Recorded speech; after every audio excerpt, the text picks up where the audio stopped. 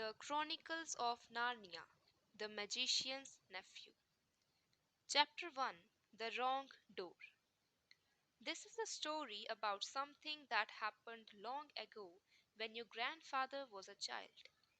It is a very important story because it shows how all the comings and goings between our own world and the land of Narnia first began. In those days, Mr. Sherlock Holmes was still living in Baker Street, and the Bastables were looking for treasure in the Lewisham Road. In those days, if you were a boy, you had to wear a stiff Eton collar every day, and schools were usually nastier than now. But meals were nicer, and as for sweets, I won't tell you how cheap and good they were, because it would only make your mouth water in vain. And in those days there lived in London a girl called Polly Plummer.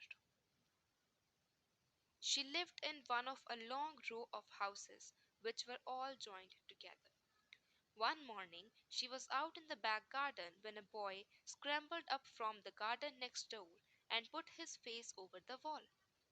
Polly was very surprised because up till now there had never been any children in that house, but only Mr. Catterley and Miss Catterley, a brother and sister, old bachelor and old maid living together.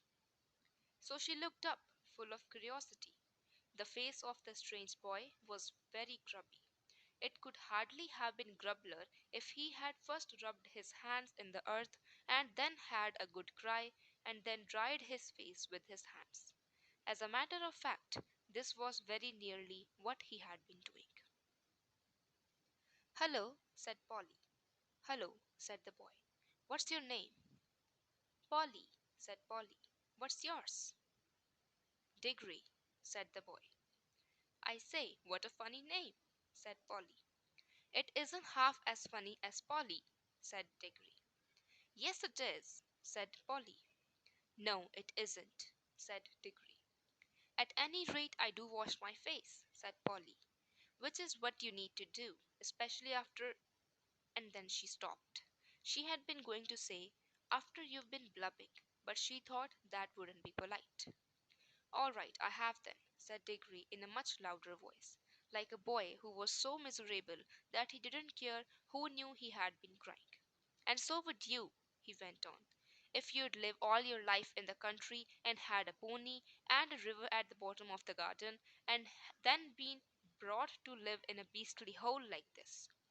"London isn't a hole," said Polly indignantly. But the boy was too wound up to take any notice of her, and he went on. "And if your father was away in India, and you had to come and live with an aunt and an uncle who's mad, who would like that? And if the reason was that they were looking after your mother, and if your mother was ill and was going to die?" Then his face went the wrong sort of shape, as it does if you are trying to keep back your tears. "I didn't know. I'm sorry," said Polly humbly. And then, because she hardly knew what to say, and also to turn Diggory's mind to cheerful subjects, she asked, "Is Mr. Catterley really mad?" "Well, either he's mad," said Diggory, "or there's some other mystery. He has a study on the top floor, and Aunt Letty says I must never go up there. Well, that looks fishy to begin with. And then there's another thing. Whenever he tries to say anything to me at meal times, he never even tries to talk to her. She always shuts him up. She says, 'Don't worry the boy, Andrew,' or 'I'm sure Diggory doesn't want to hear about that,' or else, 'Now, Diggory, wouldn't you like to go out and play in the garden?'" "What sort of things does he try to say?" "I don't know. He never gets far enough. But there's more than that.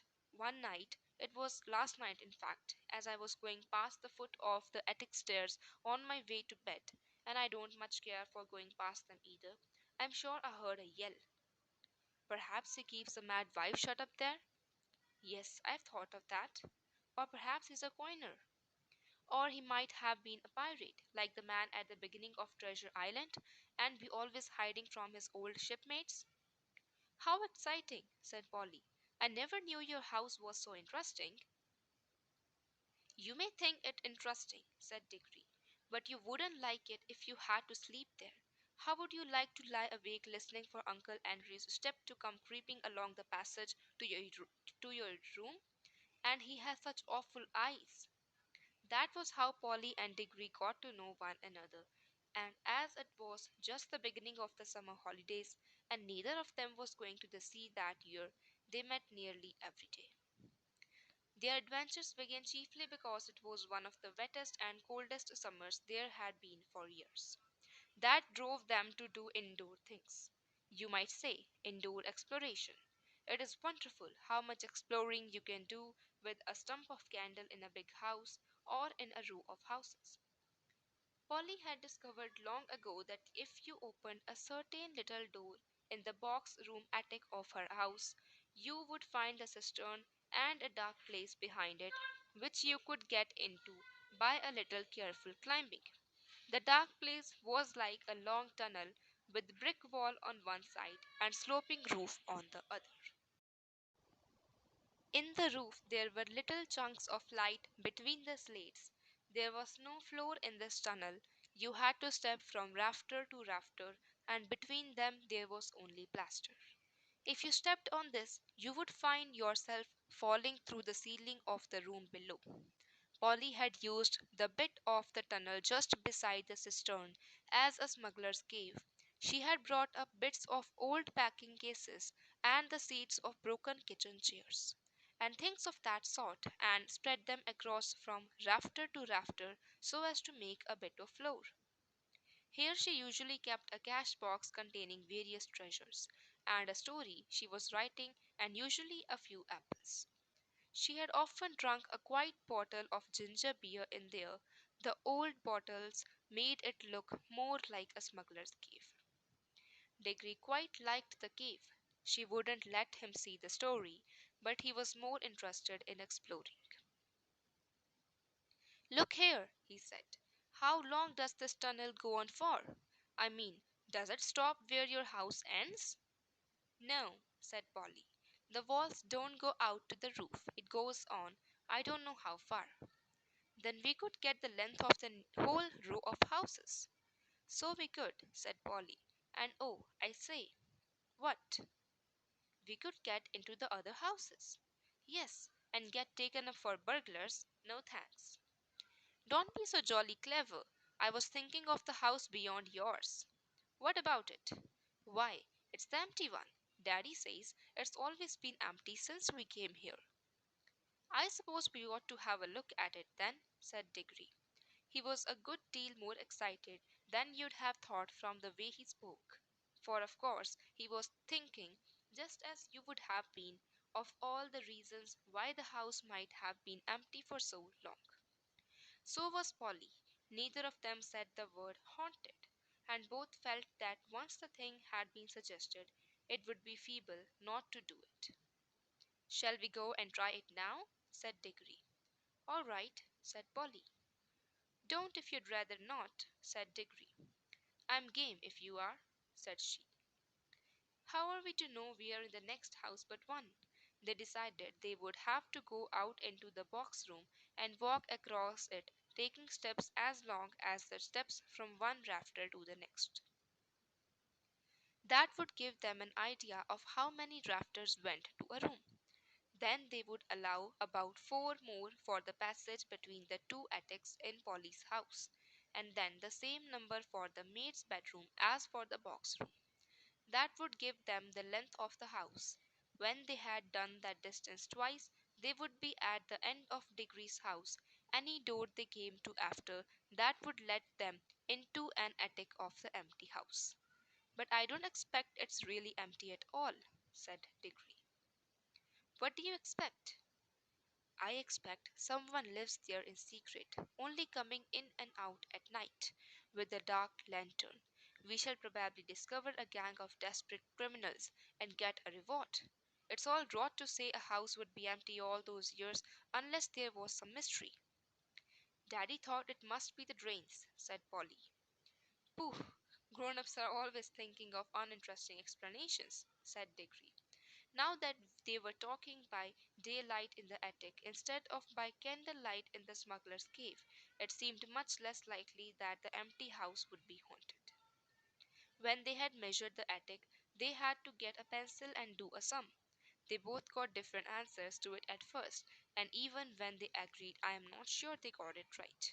They were in a hurry to start on the exploration. We mustn't make a sound, said Polly as they climbed in again behind the cistern. Because it was such an important occasion, they took a candle each. Polly had a good store of them in her cave. It was very dark and dusty and draughty, and they stepped from rafter to rafter without a word except when they whispered to one another. We are opposite your attic now, or this must be halfway through our house. And neither of them stumbled, and the candles didn't go out. And at last they came where they could see a little door in the brick wall on their right. There was no bolt or handle on this side of it, of course, for the door had been made for getting in, not for getting out. But there was a catch, as there often is on the inside of a cupboard door, which they felt sure they would be able to turn. Shall I? Said Diggory. I'm game, if you are, said Polly, just as she has said before. Both felt that it was becoming very serious, but neither would draw back. Diggory pushed round the catch with some difficulty. The door swung open, and the sudden daylight made them blink. Then, with a great shock, they saw that they were looking not into a deserted attic, but into a furnished room. But it seemed empty enough. It was dead silent. Polly's curiosity got the better of her.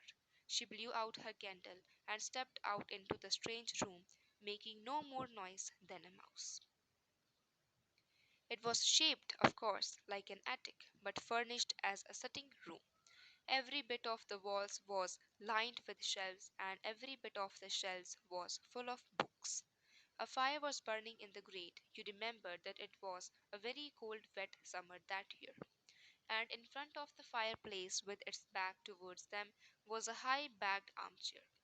Between the chair and Polly, and filling most of the middle of the room, was a big table piled with all sorts of things, printed books, and books of the sort you write in, and ink bottles and pens, and sealing wax and a microscope. But what she noticed first was a bright red wooden tray with a number of rings on it. They were in pairs, a yellow one and a green one together, then a little space, and then another yellow one and another green one.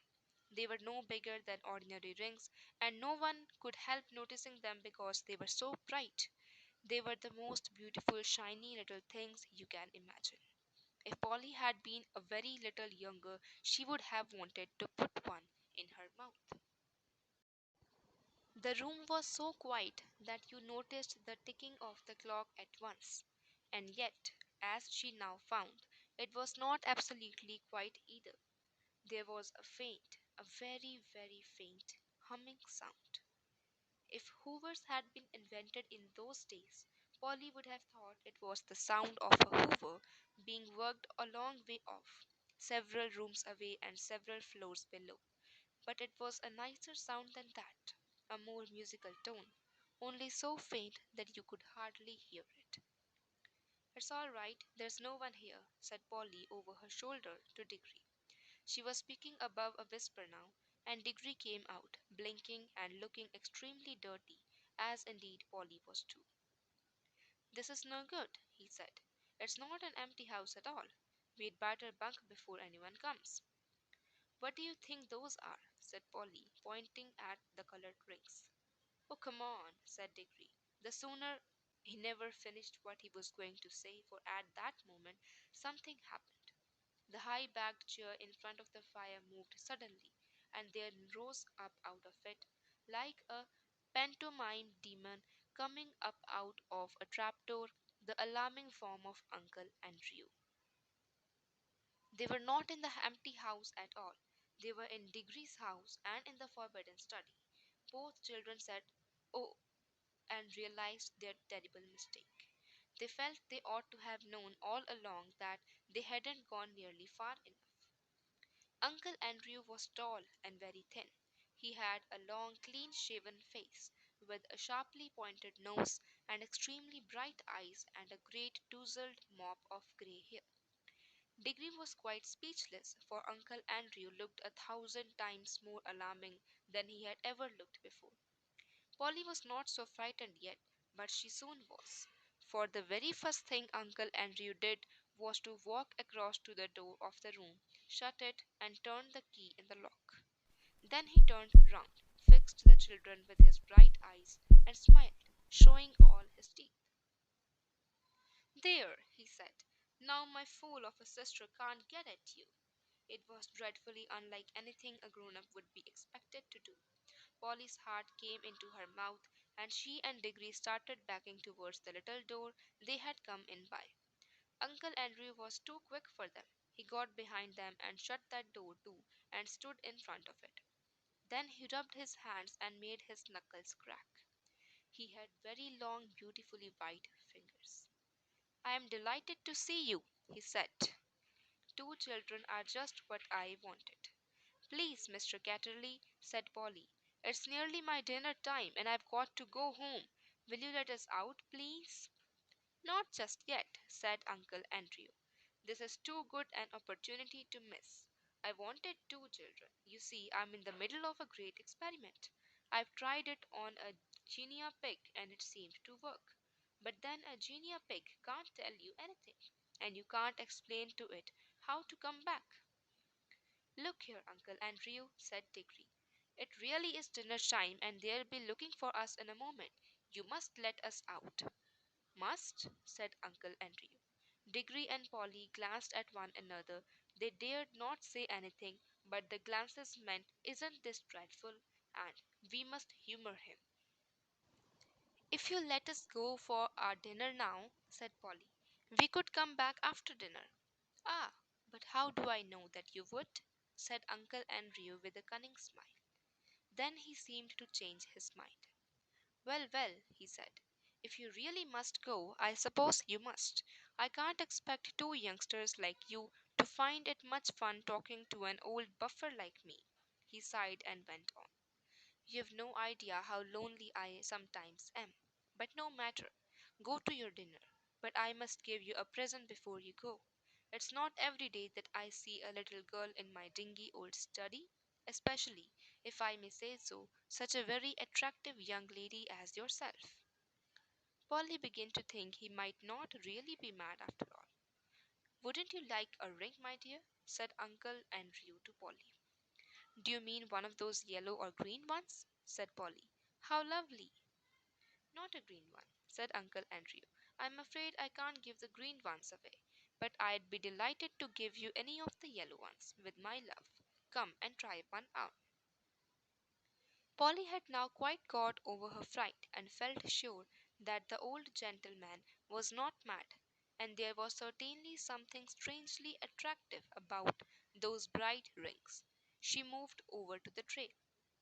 "Why, I declare," she said, "that humming noise gets louder here. It's almost as if the rings were making it." "What a funny fancy, my dear," said Uncle Andrew with a laugh. It sounded a very natural laugh, but Diggory had seen an eager, almost a greedy look on his face. "Polly, don't be a fool," he shouted. "Don't touch them." It was too late. Exactly as he spoke, Polly's head went out to touch one of the rings, and immediately, without a flash or a noise or a warning of any sort, there was no Polly. Diggory and his uncle were alone in the room.